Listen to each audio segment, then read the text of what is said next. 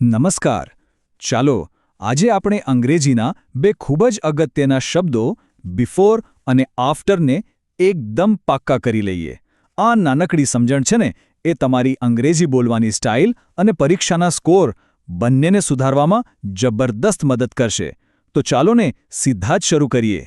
જુઓ, આ એક એવી સમસ્યા છે જેનો સામનો લગભગ બધા જ વિદ્યાર્થીઓ ક્યારેક ને ક્યારેક તો કરે છે. પછી એ આયલ્સ સ્પીકિંગ હોય, પીટીઈમાં કોઈ ચિત્રનું વર્ણન કરવાનું હોય કે પછી કોઈ વાર્તા લખવાની હોય. બિફોર અને આફ્ટરનો ખોટો ઉપયોગ બધી ગૂંચવણ ઊભી કરી શકે છે. અને હા, તમારા સ્કોર પર સીધી અસર પણ કરી શકે છે. પણ જરાય ચિંતા ના કરતા, આનો ઉપાય ખરેખર ખૂબ જ સરળ છે. વાતનો સાર બસ એટલો જ છે કે જ્યારે તમે ઘટનાઓનો ક્રમ એટલે કે સિક્વેન્સ એકદમ સ્પષ્ટ રીતે બતાવો છો ત્યારે તમારું અંગ્રેજી તરત જ વધુ પ્રોફેશનલ અને પ્રભાવશાળી સંભળાય છે. આજે આપણે આ શબ્દોનો સાચો ઉપયોગ કરવા માટેની એકદમ સહેલી અને પ્રેક્ટિકલ રીત શીખીશું.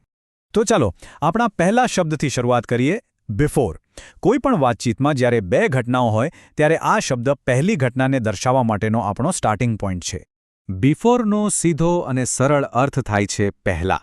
તેનો ઉપયોગ કોઈ બીજી ઘટના બને એની પહેલાં શું થયું એ કહેવા માટે થાય છે.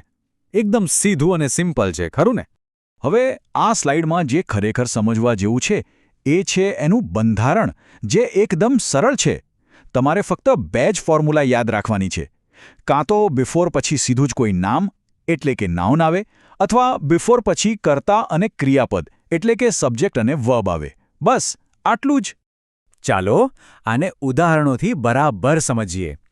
પહેલું વાક્ય છે, I brush my teeth before breakfast. અહીં બ્રેકફાસ્ટ એક નામ છે. બીજું વાક્ય જુઓ, she left the office before the meeting started. અહીં ધ મીટિંગ કર્તા છે અને સ્ટાર્ટેડ ક્રિયાપદ છે. આ ઉદાહરણો બતાવે છે કે બંને રચનાઓનો ઉપયોગ કરવો કેટલો સહેલો અને નેચરલ છે. સરસ. હવે બિફોર એકદમ સ્પષ્ટ થઈ ગયું છે. તો ચાલો એના પછીના તાર્કિક પગલાં પર જઈએ. અને એ શબ્દ છે આફ્ટર. આફ્ટરનો અર્થ થાય છે પછી. આનો ઉપયોગ કોઈ ઘટના બની ગયા પછી શું થયું એ બતાવવા માટે થાય છે. જો બિફોર પહેલી ઘટના છે તો આફ્ટર એના પછી બનતી ઘટના છે. સિમ્પલ. અને અહીં એક મજાની વાત છે. આફ્ટરનું ગ્રામરનું બંધારણ બિલકુલ બિફોર જેવું જ છે. આફ્ટર પછી નામ એટલે કે નાઉન, અથવા આફ્ટર પછી કર્તા અને ક્રિયાપદ. આનાથી છે ને બંને શબ્દો એકસાથે શીખવા ખૂબ જ સહેલા બની જાય છે. ચાલો આના પણ કેટલાક ઉદાહરણો જોઈએ. I go for a walk after dinner. અહીં ડિનર એક નામ છે. અને બીજું વાક્ય, she felt relaxed after the exam ended. અહીં ધી એક્ઝામ કર્તા છે અને એન્ડેડ ક્રિયાપદ. તમે જોઈ શકો છો કે આ બંધારણ અલગ અલગ પરિસ્થિતિઓમાં કેટલી સરસ રીતે કામ કરે છે. તો સવાલ એ છે કે આ બધું શીખવું આટલું જરૂરી કેમ છે? ચાલો હવે એના પ્રેક્ટિકલ ફાયદાઓ પર ધ્યાન આપીએ, કારણ કે આ નાનકડું જ્ઞાન તમારા રોજિંદા જીવન અને પરીક્ષાના સ્કોર બંને માટે ગેમ ચેન્જર સાબિત થઈ શકે છે. રોજિંદી વાતચીતમાં કોલ મી આફ્ટર 6 PM અથવા submit the form before Friday જેવા વાક્યો તમને વધુ સ્વાભાવિક અને ફ્લુએન્ટ સંભળાવે છે.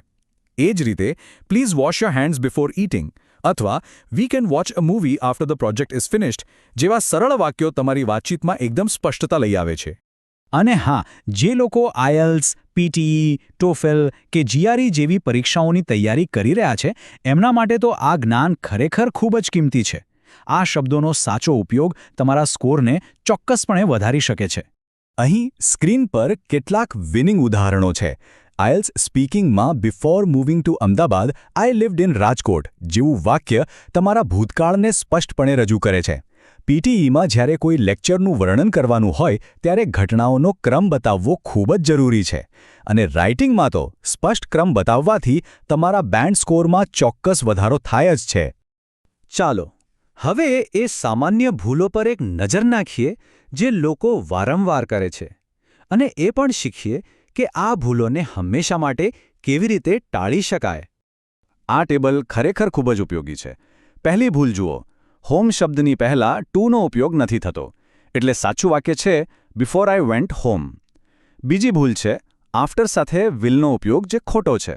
અને ત્રીજું, જ્યારે વીતેલા સમયની વાત હોય ત્યારે બિફોર નહીં પણ લેટરનો ઉપયોગ થાય છે. આ નાના નાના નિયમો યાદ રાખવાથી ઘણી મોટી ભૂલો ટાળી શકાય છે.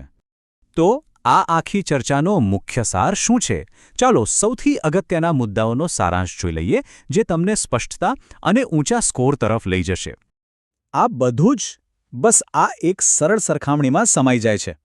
બિફોર એટલે પહેલાં, જે પહેલી ઘટના બતાવે છે, અને આફ્ટર એટલે પછી, જે એના પછીની ઘટના બતાવે છે. આ મૂળભૂત તફાવત યાદ રાખવો એ જ સફળતાની ચાવી છે. અને આ છે તમારી સફળતાનો મંત્ર. જ્યારે તમારો ઘટનાક્રમ સ્પષ્ટ હોય છે ત્યારે તમારું અંગ્રેજી સ્પષ્ટ બને છે, અને જ્યારે તમારું અંગ્રેજી સ્પષ્ટ હોય છે ત્યારે તમારો સ્કોર ઊંચો જાય છે. આ 2 સ્ટેપની ફોર્મ્યુલા હંમેશા યાદ રાખજો.